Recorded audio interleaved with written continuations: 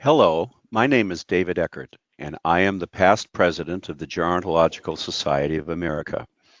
GSA President Michael Jaswinski has asked me to review for you the proposed amended bylaws and the 2020 Vision Plan. I appreciate this opportunity to review the details around the 2020 Vision Plan, which will provide GSA's leadership with the ability to move forward in updating GSA's governance structure. The 2020 Vision for Growth and Impact proposal and amended bylaws have been approved by the GSA Council, and the changes would be put into place for the 2020 governance year, which coincides with the 75th anniversary of GSA.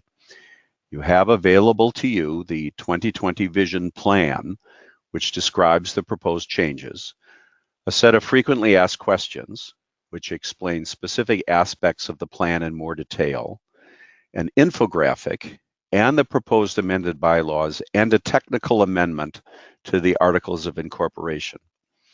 As I go through this presentation, I may refer to various documents and their page numbers for you to follow along.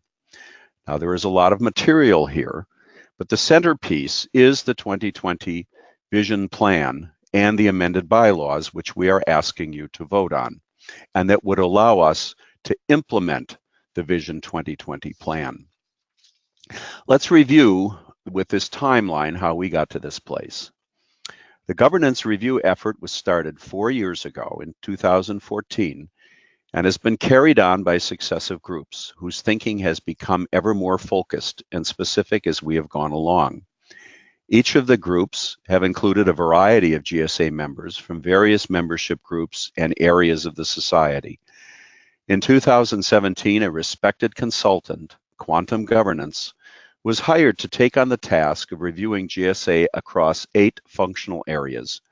Quantum's process included exploration of many GSA documents, focus groups with volunteer leaders, surveys of members and lapsed members, and interviews with GSA staff. The recommendations and results from Quantum were then taken to a governance retreat in February of 2018. The 2-day event concluded with several bold steps, and 2 task forces have carried the initiatives forward.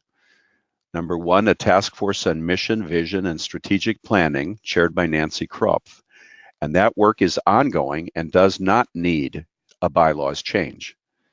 Second, a task force on governance, chaired by Barbara Resnick, and this is the focus of these materials. The 2020 Vision Plan was developed by that second task force on governance, refined by volunteer leaders, and then presented to GSA members for comments in September of 2018. The GSA Executive Committee reviewed all the comments, followed up with GSA members who had made suggestions, and then made adjustments to the plan, which was then approved by the GSA Council during the annual scientific meeting in Boston. Implementation of the plan will require amended GSA bylaws and a technical fix to the Articles of Incorporation. Our next step is to conduct the vote of GSA members from January 10th until the 31st of 2019. The ballot will be open approximately 20 days. Because we need amended bylaws to implement the 2020 Vision Plan, it's helpful at this point to state the plan's recommendations. So we will retain the current sections, the Academy for Gerontology and Higher Education, and the Emerging Scholars and Professionals Organization. The sections, AGHE and ESPO, will operate in a consonant manner and will focus on their efforts on professional, educational, and scientific activities. In order to manage GSA-wide governance, a new body will be formed, the Board of Directors, and a simplified committee structure will be used to govern the society. There will be 2 committees of the board that report to the board, a governance committee and a finance committee, and 2 committees of the organization that work closely with GSA staff, the membership committee and the program publications and products committees. While these recommendations are major changes, much of the way the society operates will be the same. We will still have our large interdisciplinary conference, and our esteemed peer-reviewed journals. The interest groups will remain part of GSA operations because the Quantum report showed that these are an incredibly valuable tool for our members. So that is the 2020 Vision Plan in a nutshell. The bylaws before you also arise from last year's organizational assessment. When Quantum reviewed our governing documents, they were shocked to learn that we maintain 7 sets of bylaws, 1 set for all of GSA and 1 set each for the sections, AGHE, and ESPO. Now, bylaws are an essential legally binding document required by organizations to govern their members and provide regulation of their affairs. As such, GSA sections, AGHE, and ESPO are not legal entities. Bylaws should be relatively concise and easy to navigate, leaving the details to policies, which can then be more easily revised in the future. This way, bylaws would not need regular amendment. Bylaws provide a blueprint for an organization's governance efforts, and so operational details and programmatic activities should not be included there. Adjusting to 1 set of bylaws will ensure that we are in compliance and bring our procedures into alignment with association management best practices. The amended bylaws passed through several rounds of review by staff, the presidential officers, and the 2018 Executive Committee. They were reviewed by legal counsel. The Articles of Incorporation amendment was also developed because this document must be aligned with the proposed amended bylaws. Amended bylaws and amended Articles of Incorporation were also approved at the GSA Council meeting in November of 2018. Here are some features to highlight about these amended bylaws. The separate section bylaws and the bylaws of AGHE and ESPO will be converted to charters, and GSA will maintain a single set of bylaws only. The amended bylaws determine how membership will govern itself and the redesigned board of directors, including parameters for our elections. The amended bylaws allow flexibility as the details of the new governance structure are determined. Some bylaws details have been removed and will be placed into a board-approved policies and procedures manual. For example, items such as membership criteria, fellowship determinations, and operational guidelines for groups and committees. Under the 2020 Vision Plan, other board-approved policies will be created to manage advisory panels and task forces that will be created into the future.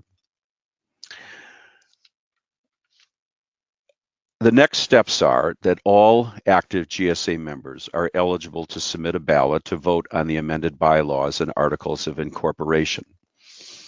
GSA members will be presented with instructions on how to cast their ballot online beginning on January 10th, and the balloting will be open until January 31st.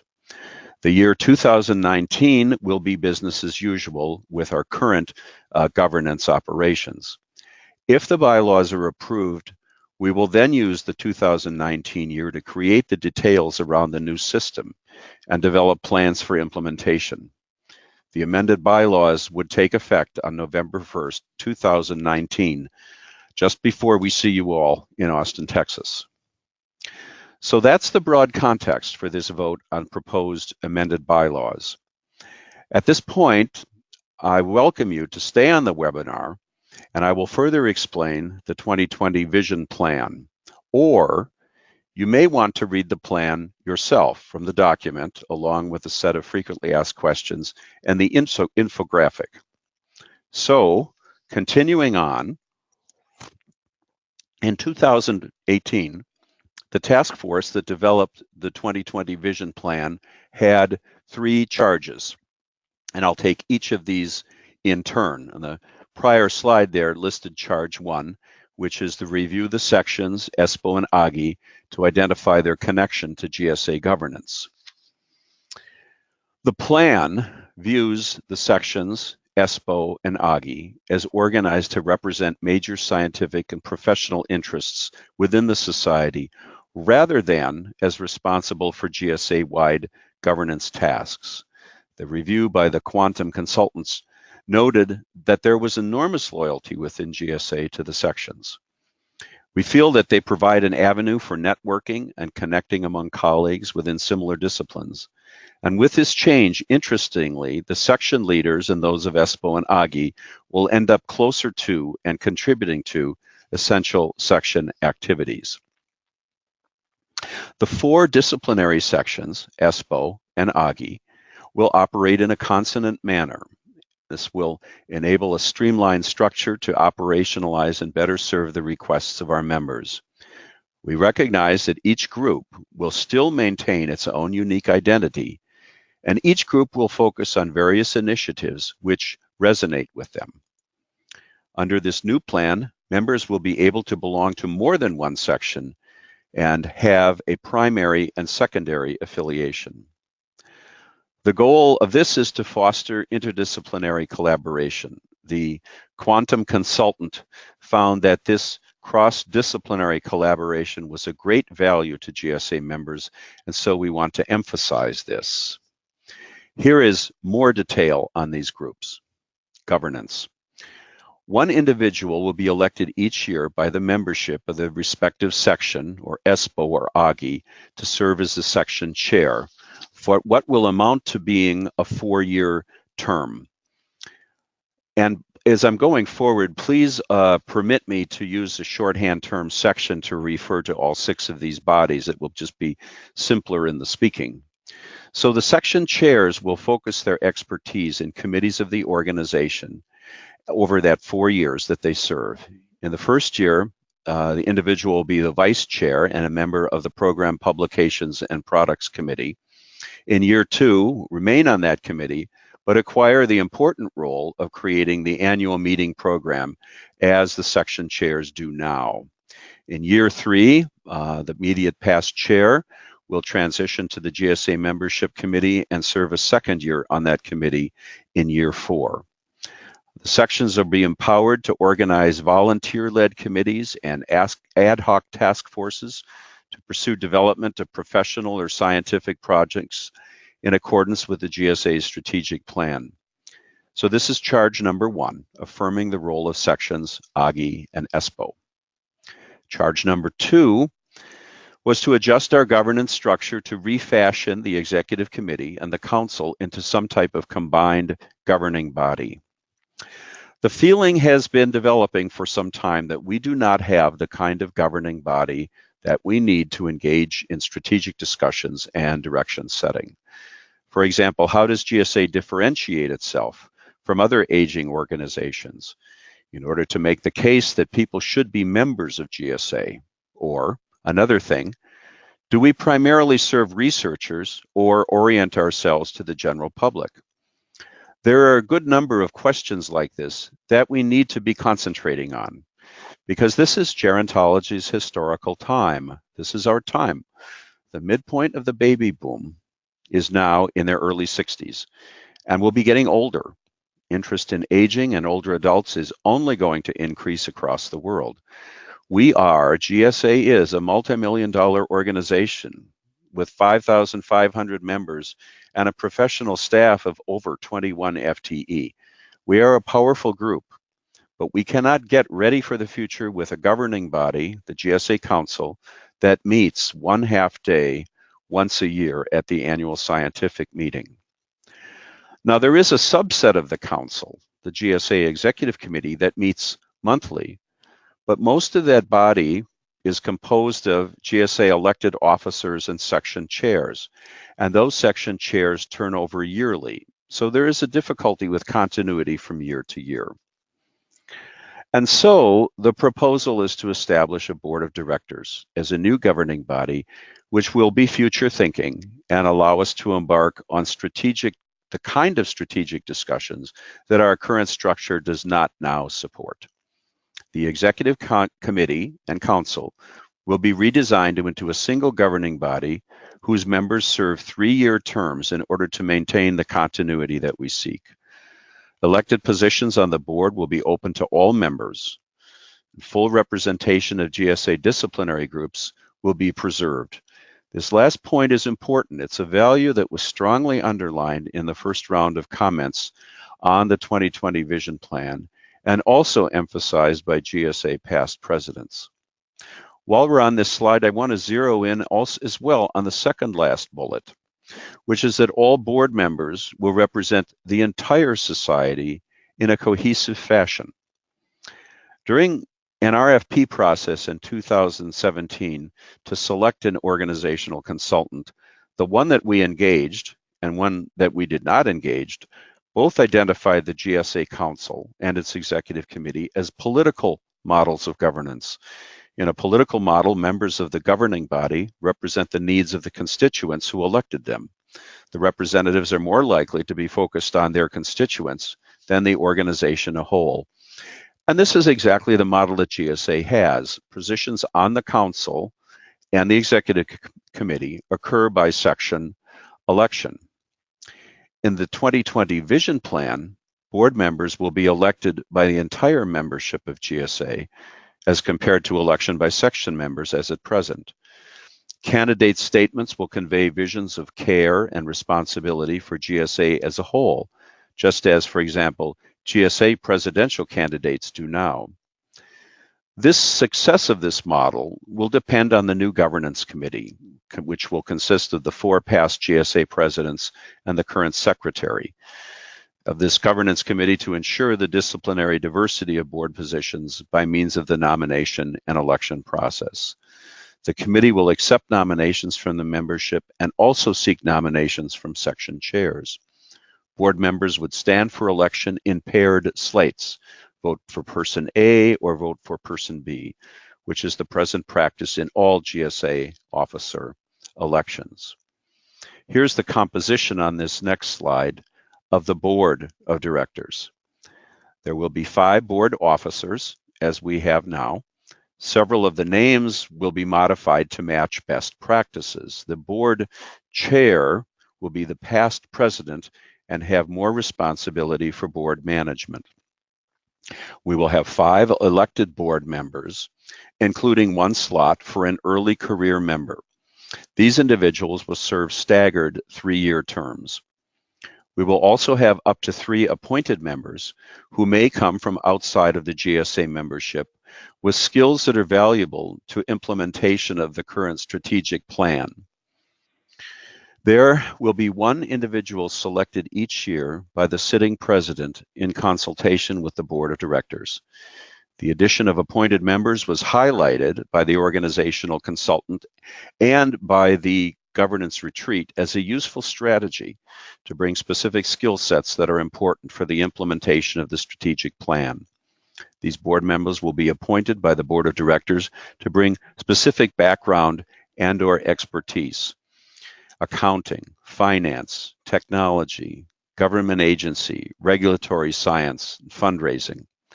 This hybrid board structure is a trend now within association management. The American Federation for Aging Research, National Council on Aging, and other membership organizations do this, such as the National Academy of Orthopedic Surgeons. On to charge 3. This was to streamline the committee structure to make the organization more efficient and clarify expectations. GSA presently has 16 standing committees. The intentions of our 2020 Vision Plan is to give individuals meaningful roles in which to participate and also make GSA more easily administered. We intend to fold most current committees into a larger new committees that would be directly supervised by the board of directors and would have members from the board of directors on those committees. Here's a further detail. The full details of the committee structure are on pages 12 to 13 of the 2020 Vision Plan. Let me just say a few words about these committees. The governance and finance committees are largely the same as we have now. The governance committee, formerly called the nominating committee, is composed of the 4 past GSA presidents and the GSA secretary. The new Membership Committee and the new Program Publications and Products Committee combine the responsibilities of several current committees within these new groups. In addition, task forces will be created to undertake specific assignments on behalf of these committees, such as fellowship determinations, selecting awards, perhaps deciding on a new editor for a GSA journal. Because our section chairs are also serving on these committees, each for 2 years, the expertise will be available to identify just the right individuals to support these task forces. A certain set of our current GSA committees will continue as advisory panels to provide guidance and expertise and carry important society-wide values. For example, the Humanities and Arts Committee and the Minority Issues and Gerontology Committee will be transitioned to advisory panels. So as before, the next steps are that we will be circulating instructions about the ballot on January 10th. Balloting will open and close on January 31st. If approved, the bylaws will take effect in November 1st, 2019. I want to thank you very much for your interest in the workings of GSA.